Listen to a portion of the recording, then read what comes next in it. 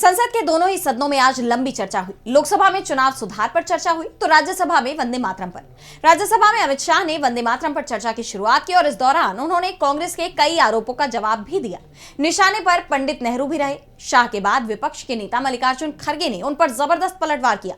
खड़गे ने केंद्र पर कई सवाल भी दागे। तो क्या कुछ कहा खड़गे ने, जानेंगे इस रिपोर्ट में। राज्यसभा में वंदे मातरम पर चर्चा के दौरान सत्ता पक्ष और विपक्ष के बीच जबरदस्त बहस देखी गई। राष्ट्रगीत वंदे मातरम पर गृह मंत्री अमित शाह ने चर्चा की शुरुआत की, जिसके बाद राज्यसभा में नेता विपक्ष मल्लिकार्जुन खड़गे का गुस्सा फूट पड़ा। खड़गे ने अमित शाह के बयानों पर पलटवार किया।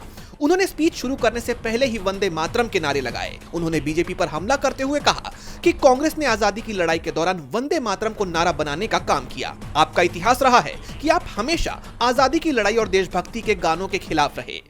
खड़गे ने केंद्र पर भड़कते हुए कहा कि जो लोग कल तक वंदे मातरम नहीं बोलते थे, आज वही नारे लगा रहे हैं। वही लोग चिंतित हैं। बीजेपी वाले देशभक्ति की बात कर रहे हैं। ये वही लोग हैं जिन्होंने मुस्लिम लीग के साथ मिलकर सरकार बनाई थी। उस समय इनकी देशभक्ति कहां गई थी? खड़गे ने पीएम मोदी और अमित शाह पर आरोप लगाते हुए कहा कि प्रधानमंत्री मोदी जवाहरलाल नेहरू का अपमान करने का कोई मौका नहीं छोड़ते हैं और गृह मंत्री अमित शाह भी वही काम करते हैं।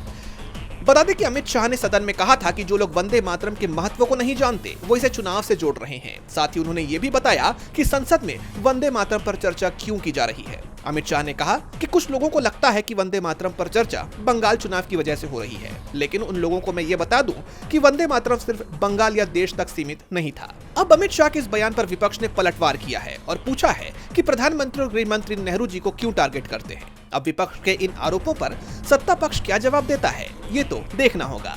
डीबी लाइव की रिपोर्ट।